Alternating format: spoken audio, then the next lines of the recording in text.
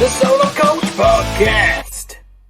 Howdy folks, and welcome to the 5th instalment of the Solo Coach Podcast. I'm your host, David Garwood, and it's fabulous to have you here. So, for today's episode, I'm going to talk to you about 5 questions to ask yourself if you're thinking about quitting your job. Now, this episode was inspired by a friend asking me this very question this week. Hi Dave, when's the best time to quit my job? How do I do it? How do I know when the time is right?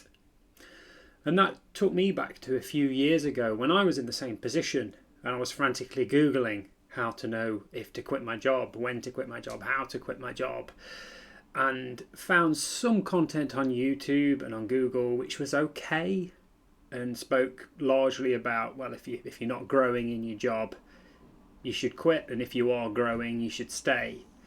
But at the time I remember thinking, that doesn't feel like enough. That feels like a part of the answer, but it doesn't feel like all the answer. Because what if I'm growing but not in a direction I want to be growing? If I'm learning about a system and getting a lot better with it, and my employer's loving it, but I'm thinking every day, having a bit of like a crisis of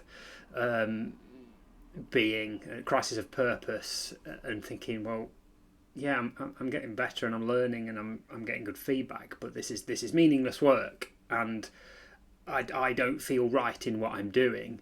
So I remember thinking, well, that doesn't necessarily apply to me. So with no further ado, on that note, here are my 5 questions. So the first question to ask yourself is, what about the other areas of my life? Now, when I thought about quitting my job, I realised that I was seeking all of my fulfilment from life. I was hoping I'd get it through my job. And there are actually other sources of fulfillment in life and other areas of life. So in order to do that, I want to break down the different areas of life with you and get you to do a little activity. So for each of the following 8 areas, I'd like you to rate them from 1 to 10. So drum roll please, starting with romantic relationships. Let's get straight in there. So your relationship with your partner, or if you're on your own, and your relationship with yourself. If you rate it just 1 to 10, what's the first number that comes to your head? How much do you enjoy your time with your partner and your relationship? How fulfilling are you finding it? And also, how comfortable are you in your own skin, and how much do you enjoy time on your own? For a long time, I know that I wasn't comfortable in my own company at all, and even the thought of a day of being on my own was like hell. And I did everything I could possibly do to avoid that. And it was years later, through going solo travelling and facing into that fear, that I cultivated a better relationship with myself, and then my whole life improved, work as well. So that's something to be aware of. But to keep us moving forward, the next area would be social relationships. So that's relationships with your friends and family. How often are you meeting up with them? What's the quality of the time that you're spending together? So for me, I know that when I was really busy at work, super intense days, long days, some weekends, some overtime, I didn't realise that I was neglecting relationships with my friends and family, and not really seeing them very often. Some friendship groups I didn't see from month to month. Maybe saw them twice a year. And I didn't realise it at the time, but that wasn't enough. And I felt something was lacking. I was looking for the fulfilment from work, finding work not as fulfilling as I would like.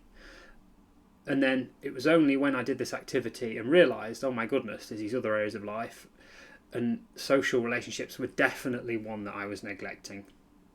So again, I'd ask you to just rate them out of 10, 1 to 10, and just see what number comes up. Don't think too deep into it. The first number that comes to your head, if it's a 6, it's a 6. Leave it at that.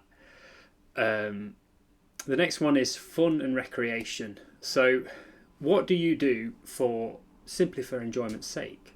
What hobbies and passions have you got? And if you're really struggling on that one, what did you enjoy doing as a child? A lot of work has been done about reconnecting with our inner child.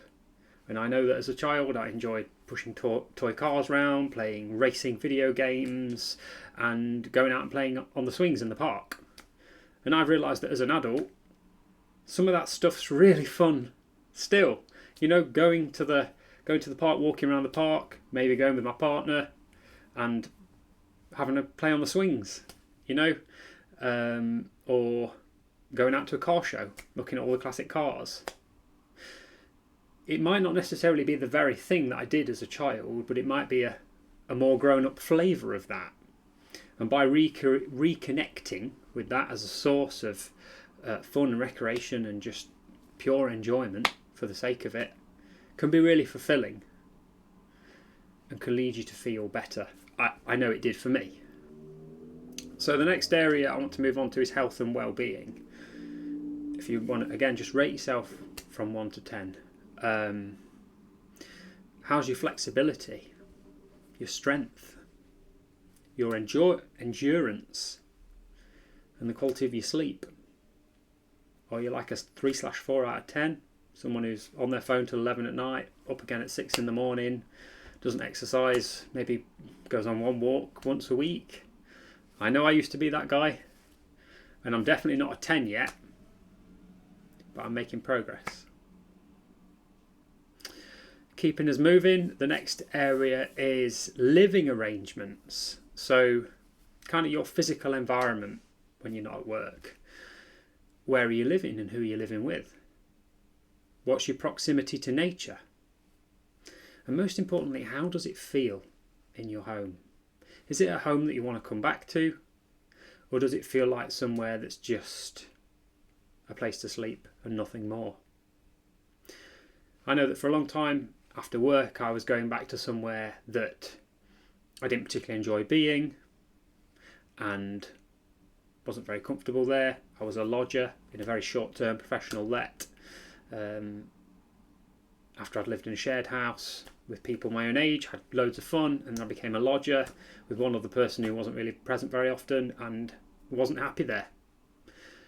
And inside I blamed I blamed my job for some of my dissatisfaction with life. Whereas in reality, my living situation didn't help. And it was when I changed that and moved to somewhere else, moved in with friends again, that suddenly I felt a lot better. And work, coincidentally, ended up improving, and I got more satisfaction from work because I was enjoying where I was living when I wasn't at work. Moving on to the next one, financial. So again, if you can rate yourself 1 to 10, where are you in terms of your savings goals? Are you living below your means? Is there more coming in every month than's going out? Or are you living paycheck to paycheck? Or are you not earning enough to cover your costs? Most importantly, do you feel that you're earning what you're worth for your job? And I'm guessing if some of these areas if you got some no's in there, maybe you're going to be lower on the scale of 1 to 10. Or if there's some yeses, maybe you'll be higher up. The next one is personal growth. So we are growth-seeking beings. There's been a lot of work done attributing happiness to growth, and that they're intrinsically linked. So in what ways are you challenging yourself to grow? And how are you measuring or tracking it? Can you feel the growth from month to month? Oh, I go to a language class. I'm learning a language. I'm getting much better at it. I'm getting stronger and faster at the gym. I ride my bike. My average speed's going up, or I'm getting more fulfillment from it. You know, can you feel yourself improving and growing from month to month or year to year, or do you feel sort of like you stagnated and are stood still, and maybe even going backwards a little bit, regressing? And finally, work/career. So how rewarding, fulfilling and satisfying do you find your work and what you do for a living? Are you playing to your strengths in your work, leveraging your skills and strengths and doing what you enjoy? Are you proud of what you do? And if some of these answers are a no, maybe that score again from 1 to 10 might be a little bit lower.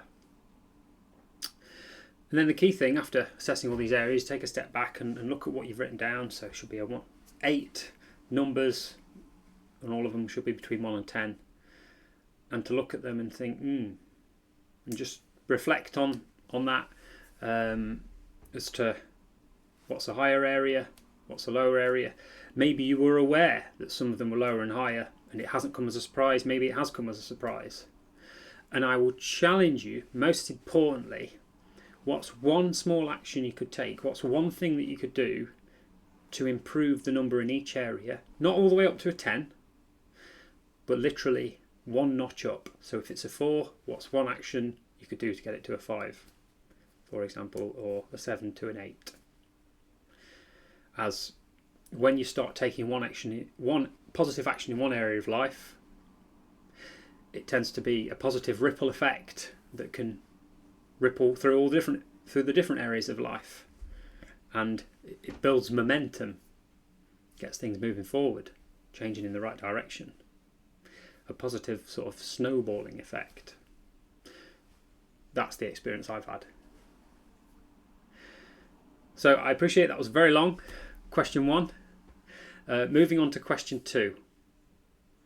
These are more quickfire now. So, what's my vision for my life? What I mean by that is, what sort of life do you hope to be living in 1 year, 5 years, or 10 years' time? Are you on track for that vision, that destination? I.e., is what you are doing at work and in your life, is that aligned with that vision? If you keep doing it for another 1 year, 5 years, 10 years, are you on course to get there? Or is it misaligned? Are you working for one future, whereas your vision for your future is all the way over here? I found at one time that I felt like I was on a flight, going full speed ahead, 30,000 feet, to a destination I didn't want to get to. And I looked around at everyone else on that flight, people in my team, people I was working with, and thought, I don't want what you want. This isn't my dream. I looked at people who were 10 years, 20 or 30 years ahead of me on the path that I was on and thought, nope, I don't want what you guys want. I don't want to be that person in 10, 20, 30 years' time. That is not my vision for my future or my life at all. So I decided to disembark that flight and to take a different flight, a different path instead, as I realised that what I was doing and what I was working towards were not aligned with the vision that I had for my future. Zooming back in again to what you're doing at work comes question 3. So when was the last time I enjoyed work? This is the third question to ask yourself. When was the last time I enjoyed work and had a good day? A really good day. How long, out of interest, how long ago was that? And what's changed since then? What would be one small step you could take today to make things slightly better and reconnect with that enjoyment of what you do? I heard on a podcast recently the story of a CEO who had gone from making clothes on a kitchen table and selling them to ladies in a local area, and they were clothes that were very flattering, flattering exercise clothes. And at the time, I think in the 90s, when she created this business, the existing clothes that were out there weren't very flattering and weren't very popular, and people wore them as they had no choice, not because they wanted to. And this lady created this brand, and it stood for being proud of yourself, and feeling good in your own skin. So these clothes, unsurprisingly, were an instant hit. And then she ended up building a multi-million-dollar enterprise. And many, a couple of decades later, she was the CEO, and woke up one day having achieved several $1,000,000 in the account, having got, the house, the car, the family, everything she wanted for her future vision, but she'd completely lost the enjoyment and the passion for what she did for a living. And when she worked with a coach, she realised her enjoyment from work came from dealing with the customers directly and seeing their eyes light up and hearing their stories and being on the coalface of her business. And as a CEO, she moved into the corporate executive board and was in meetings all day long with stakeholders, marketing, finance, sales meetings, but had completely lost connection with the customer. The way she combated that was by going back to the front line and speaking to customers and, seeing her product on the shelves, speaking to customers who bought it, who were big fans of her product, and she reconnected with her passion and what she enjoyed doing. So the question here is have you lost connection with your passion? Was there a time that you loved what you do, and then you've maybe moved away from it now, and you've been promoted, you've changed roles, or changed companies, and the very thing that got you into doing what you're doing, into this industry and this job, that the source of enjoyment and pleasure there is gone, and is there a way you can reconnect with that again? Moving on to question 4. Are the people who could do something about it aware? Or am I suffering in silence? So the question I'd ask you is who are you complaining to? Who have you made aware about how you're feeling about work? And can they actually do anything about it? So we've all been guilty of being frustrated with work, coming home and moaning to our partners and our friends and our family, and telling absolutely everyone under the sun that has no power whatsoever to change our situation other than say, well, if you don't like your job, why don't you get a different one then? Which isn't always very helpful. It's like an ultimatum. And yet the very people who could do something about it, our managers, our colleagues, the people around us at work, might have no idea, as it might be something you don't feel comfortable to share. To which I'd ask, what's the risk of telling your manager or your boss about how you're feeling? And what's the risk of not telling them? If the risk is that they'll scream at you and fire you on the spot for expressing that you're no longer enjoying your job, I'd say, what's the likelihood, 1 to 10, of that happening? Have you had colleagues that that's happened to? Or have other people spoken up and then maybe shifted jobs, shifted roles, or somehow found enjoyment again and are happier at work? Or have they been fired on the spot? And, in that, particularly in that scenario, how might their reaction influence your decision to stay or go? If they are indeed, that cutthroat, and it's if the culture is such that people are fired for expressing how they feel, providing it's professional and respectful in the right manner, then is that the company you want to even work for at all? Is that the culture that you want to work within? And if you do want to have this conversation with your manager and share how you're feeling, is there a way that you can lead with a solution? Like sharing a suggested solution before focusing all your efforts in and zooming right in on the problem specifically without having a solution. So in order to do that, is there a way that you can sort of put yourself in your manager's shoes and think, if I was them, what would I do? And what would I rather know now so that I could do something about it? And if an employee was coming to me with this problem, what solution would I like them to suggest to me? What would make my life a little bit easier? Are they coming to me to just let off some steam? Do they want to just feel heard and understood? And does it need to go no further than that? Or do they have a suggested solution in mind that might help influence my decision of what to do? It might not be what I choose to do, but a solution, coming with a solution as well as the problem, surely is beneficial than just going with the problem itself. Question 5 is, how can I be strategic about this decision? So I spoke in a podcast before about if you're thinking of going travelling and you're not sure if you want to quit your job. So again, referring to that, is there a way that you could test the waters of a different career, or take some time out of work altogether by taking a sabbatical, a fixed period of leave where you're no longer working for the company but you're still on the books, so your job and your life as you know it now is still there for you to go back to?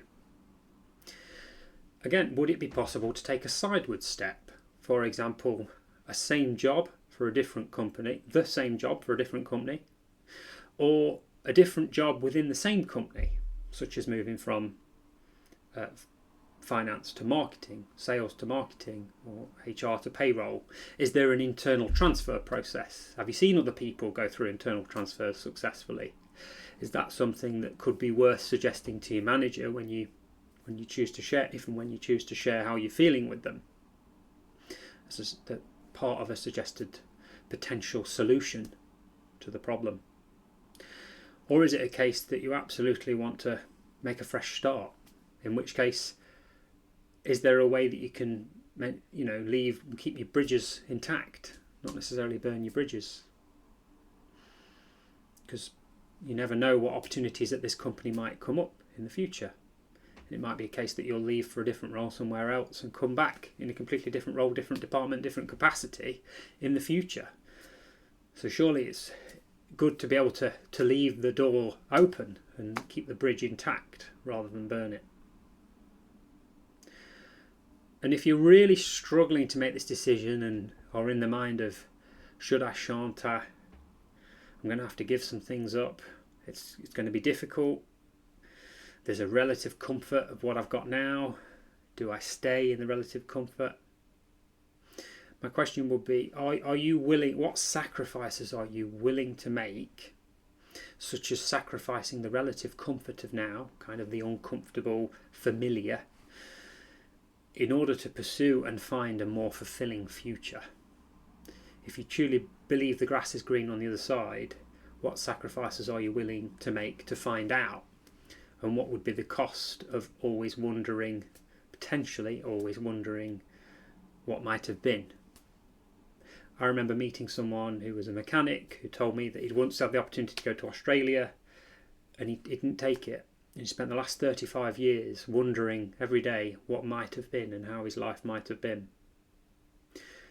I know that me personally, I would have rather have found out whether it was good or bad than wondering for 35 years what might have been.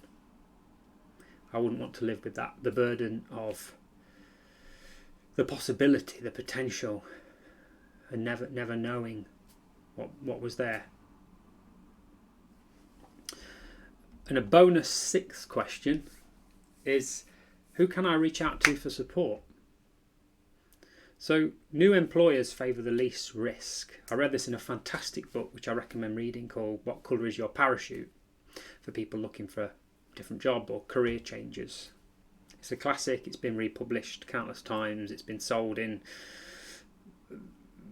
ferocious amounts of them have been sold over the years. I think it's on its 10th iteration. There's a saying, it's easier to get a job while you're in one. And there's a reason that saying exists, because new employers favour the least risky option. So I would invite you to, is there a way you can leverage your existing connections and relationships? Is there a way you can leverage your network? And can you share this problem with people who have the power to help you to change the situation? For example, a recruiter, if you know exactly what you want, what sector you want. Or indeed someone in your desired job. Could you reach out to them, have a conversation, find out how they got into it, what they'd recommend to do? Is there a course? Is there a route into that job that you weren't aware of? Or maybe they might take a liking to you, they might have a connection, they might know of a vacancy somewhere, they might be able to put a good word in for you. But if you don't have that conversation, you'll never find out. Or possibly speaking to a career and life coach like myself, who could work through this with you. We could brainstorm it, mind map it, try and figure out what it is, what's wrong with your current job, what do you enjoy about it, where are your strengths, what are the elements of it that you're good at but you don't enjoy, what energizes you, what de-energizes you, what elements of it would you like to transfer to a new job, what would you like to leave behind, how realistic is that? We could work through that all in order to help you get really clear to make the most informed decision possible. A few years ago my coach did, and that was the best investment I ever made in myself, was that coaching relationship. And finally, I would end by saying you're not alone with how you're feeling. You're not the only one. And there's absolutely loads of us out there who've been in that position countless times, felt like you felt, had that horrible feeling that leaving might mean throwing it all away, or giving up, or becoming a failure in some way. Whereas in reality, once you've been through it a time or two, you realise you're not really leaving, you're not throwing anything away. And a lot of the skills and the experience that you've picked up and collected along the way, and the connections as well, are transferable to a different job or a different career. And by staying where you are for years and years and years, or even months and months, suffering and struggling without knowing why, and without knowing that it's for good reason, you can put yourself in a worse position than if you would have taken that leap of faith and chosen and taken a different path instead. So thank you for listening today. I hope there's been some useful content for anyone who's considering quitting their job, leaving their job, or wondering if and when's and it's the right decision to make. Is it the right thing to do, the wrong thing to do? When should I do it? How should I do it? Hopefully I've helped you shed some light on that decision. And if you'd like to have a conversation with me, I'd say reach out, DM me, and we can have a conversation. We could perhaps have a coffee, or a virtual coffee, a Zoom cuppa, and I'd love to support you in your journey. Thank you for listening. See you next week.